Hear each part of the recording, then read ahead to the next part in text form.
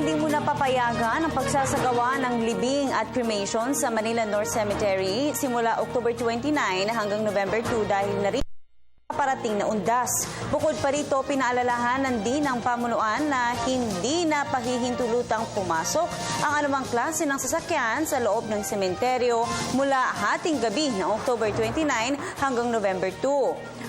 Dumating naman ang ilang kawani ng MMDA para sa isang cleanup drive.